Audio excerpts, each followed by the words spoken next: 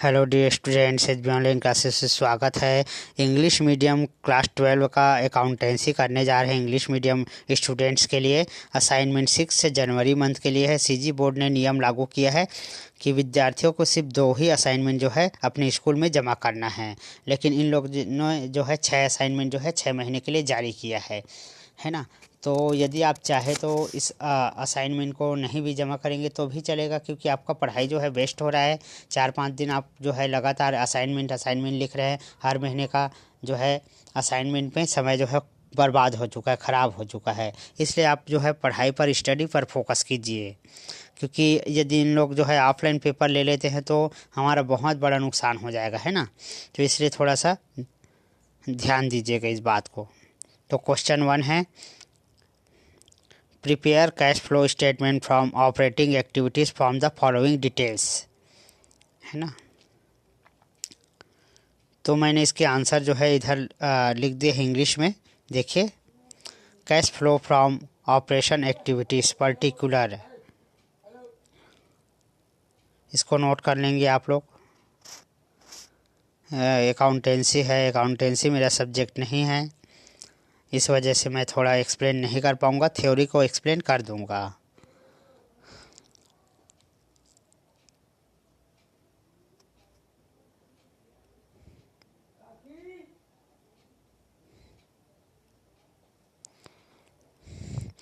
इसके बाद क्वेश्चन 2 है, discuss the classification of activities for preparing cash flow statement.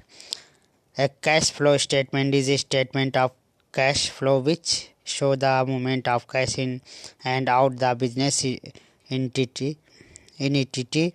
Cash inflow is treated as a means of cash and cash outflow is treated as an application of cash. This description also throw lights on the factor which lead to inflow and outflow of cash.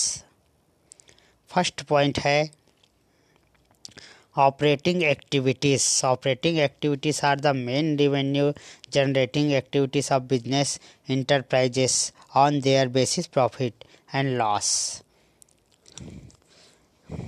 A. Sum received for the sale of goods and services. B. Amount received from royalty, fees, commission and other revenue. Cash received from trade receivables, cash payment for goods and service, cash payment of business due, wages, salary and other payment to employees.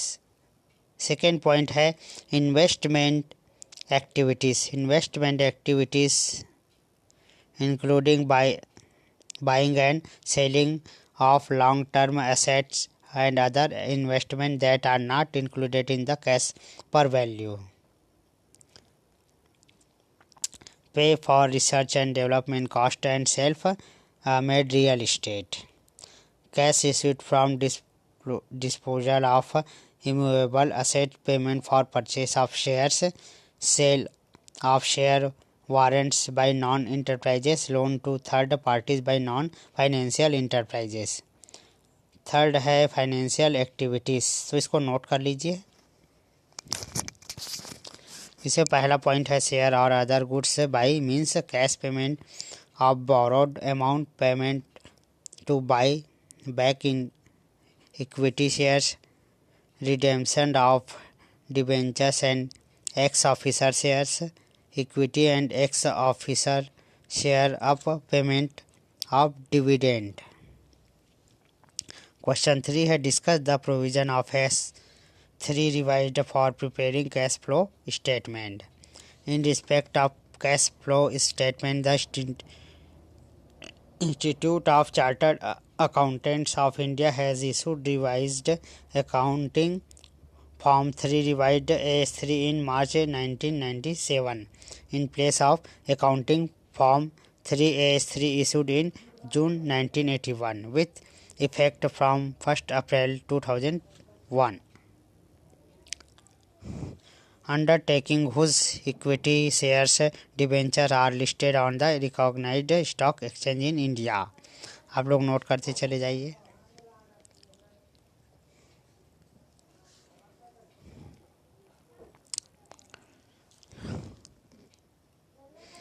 सभी point को बढ़िया सजाकर black pen का use करते हुए, blue pen का use करते हुए हेडिंग को ब्लैक पेन दे देंगे और बाकी को आप जो है ब्लू पेन से लिखेंगे, है ना।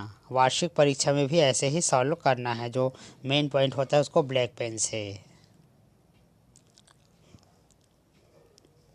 स्क्रीन रोक कर रखा गया है ताकि आप नोट कर सकें।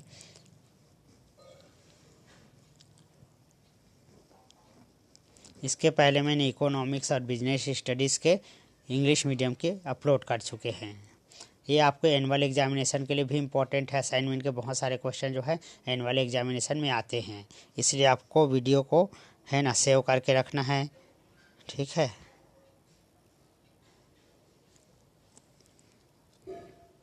क्वेश्चन 4 है, give 10 example each of cash flow, inflow and outflow. Note कर लेंगे। Example of cash inflow,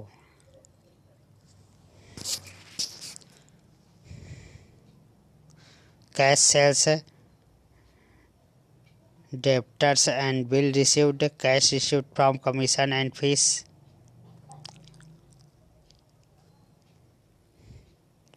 fourth है रिसीव्ड रॉयल्टीज। 5 है refund of income tax to financial enterprises. 6 है cash received from interest and dividend. 7 है sales of securities. 8 है income from issue of shares. 9 है income from issue of debentures. 10 है increase in cash credit. 11 है increase in bank overdraft.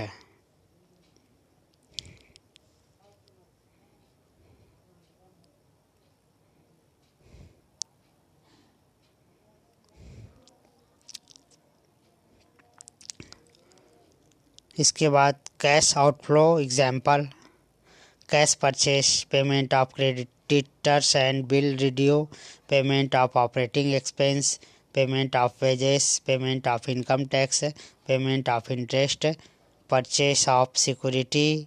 8 है replacement of x officio shares.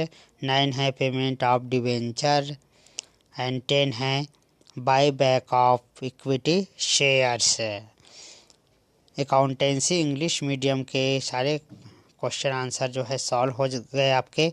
आप लोग economics और business studies के लिए सर्च करें HB ऑनलाइन क्लासेस, है ना, तो चैनल खुल जाएगा। चैनल के वीडियो सेक्शन में जाकर सारे वीडियो आप जो है देख सकते हैं, या आप सब्जेक्ट के नाम को सर्च कर सकते हैं English medium business assignment answer करके, तो आपको दिखा देगा।